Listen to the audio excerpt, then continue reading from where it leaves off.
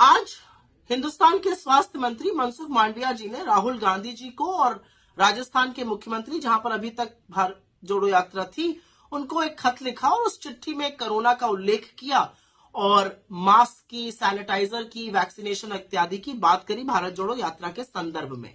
पते की बात यह है कि यह चिट्ठी मनसुख मांडविया जी ने उस पत्र पर आधारित करी है जो भाजपा के राजस्थान के सांसद पीपी चौधरी जी ने स्वास्थ्य मंत्री को लिखा था और कोरोना का और भारत जोड़ो यात्रा के संदर्भ में कुछ चिंताएं जाहिर करी थी। तो पहली बात तो चिट्ठी भी भाजपा के सांसद के आधार पर लिखी गई है और वो प्रेषित कर दी गई है आगे।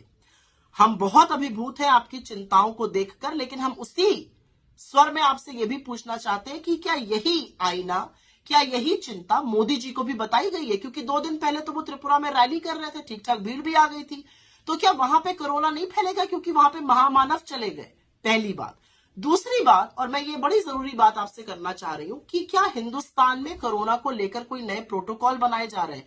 क्योंकि अभी तक तो आप लोग अपनी पीठ ठोक के और सीना ठोक तान के कहते थे कि कोरोना पर हमने विजय पा ली। आज कहीं कोई नियम कानून ही नहीं है, चाहे प्लेन हो, चाहे ट्रेन हो, चाहे सार्वजनिक जगह हो, बिना मास्क के लोग आराम से घूम रहे हैं। इसका मतलब कोरोना नियंत्रण में है।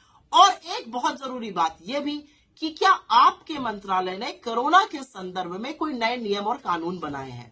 खैर, यह आईना तो आपको भाजपा को भी दिखाना चाहिए, लेकिन जैसा कि अपेक्षित था, सरकार ने माहौल बनाने का काम किया और तुरंत चरण चुंबक चैनल्स और एंकर्स लगातार जुट गए कि कोरोना कितना बड़ा खतरा बन के खड़ा है। तो मेरे 2-4 आपसे सवाल हैं। अगर कोरोना इतना बड़ा खतरा बन के खड़ा है और पार्लियामेंट सेशन में है, तो पार्लियामेंट में इस पे चर्चा होनी चाहिए। पार्लियामेंट का सत्र कैसे चलने दिया जा रहा है? कोई नए नियम, कानून, प्रोटोकॉल क्या अनाउंस होंगे? क्या मास्क फिर से अनिवार्य होगा? इसके बारे में अभी तक हम लोगों ने कुछ नहीं सुना है।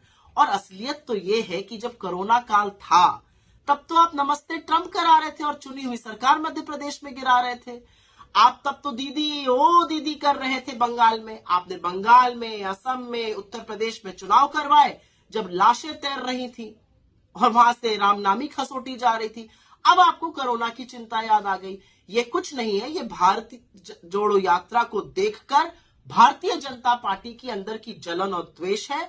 लेकिन आप कुछ भी कर लीजिए, कितनी भी बाधाएं लगाने का काम करिए, जो अपूर्व जन स्नेह और जन समर्थन हमें मिल रहा है, उसके बारे में आप कुछ कर नहीं पाइएगा, ये याद रखिएगा। मैं सिर्फ इतना कहना चाहती हूँ, संविधान की शपथ लेकर आप एक मंत्री बने हैं, भाजपा के इशारों पर नाचने वाली कठपुतली मात्र बन के मत रह जाइए। भारत जोड़ो यात्रा को कोई ताकत रोक नहीं